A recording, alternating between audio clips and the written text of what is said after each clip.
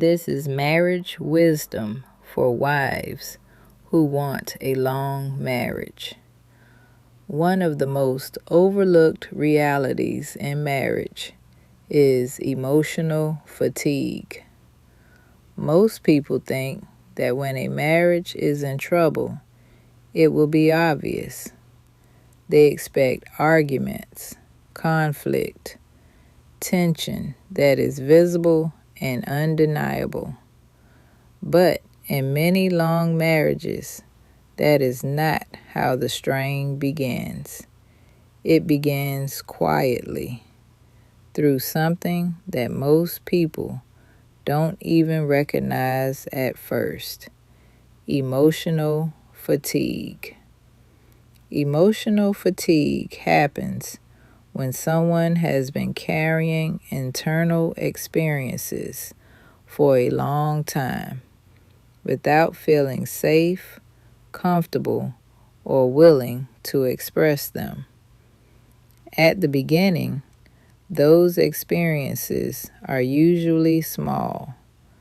They don't feel significant enough to bring up. It might be a tone, a response, a moment where someone felt dismissed, a moment where someone felt unheard, a moment where something didn't feel right, but it was easier to let it go than to address it. So it gets pushed down. And when something is pushed down once, it doesn't feel like a problem. But when it happens again and again and again, those moments begin to accumulate. Not loudly, quietly. The person experiencing it may not even fully realize what is happening. They just begin to feel different emotionally, a little more tired, a little less expressive, a little less willing to explain themselves. And over time, emotional fatigue begins to take root.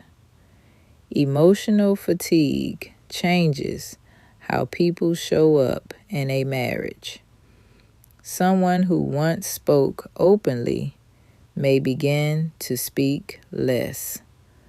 Someone who once addressed issues may begin to let things pass. Not because they don't care, but because they are tired of carrying the weight of explaining how they feel. And when that shift happens, the dynamic of the relationship begins to change. From the outside, everything can still look fine.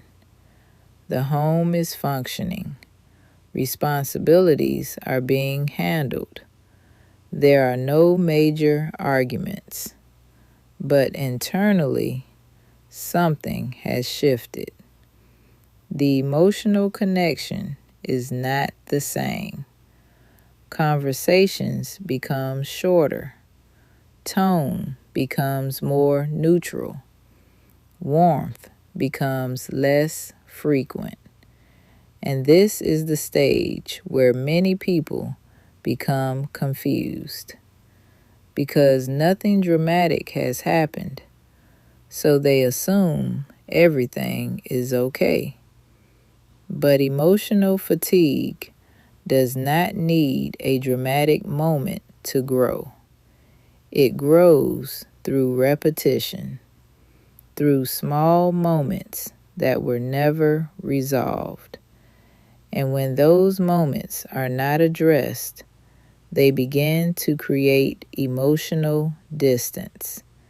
Emotional distance is not always visible, but it is deeply felt. It shows up in how people respond to each other. It shows up in how much effort is given. It shows up in how much emotional energy someone is willing to invest. And when emotional fatigue deepens, effort begins to decrease, not intentionally, but naturally, because people protect their energy when they feel emotionally drained. And when effort begins to decrease, resentment is not far behind. Resentment is rarely explosive in the beginning. It develops quietly. When someone begins to feel like their emotional experience no longer matters. When they feel like speaking up will not change anything. When they feel like it is easier to remain silent than to keep trying to be understood. And over time, that silence becomes the new normal. This is one of the most dangerous stages in a marriage. Not because love is gone, but because effort has changed. And when effort changes, connection changes. This is why emotional honesty is so important in long marriages. Not harsh honesty, not attacking, but safe, calm conversations where both people feel heard. Because when people feel heard, they stay engaged.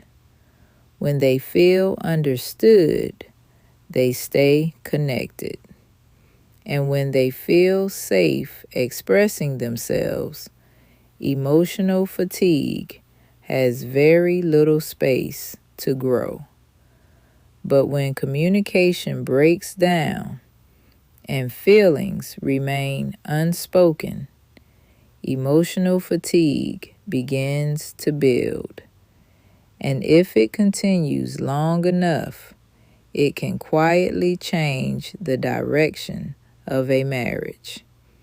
That is why long marriages require intention, not just during difficult seasons, but during quiet seasons, because quiet seasons are where the most important emotional shifts begin.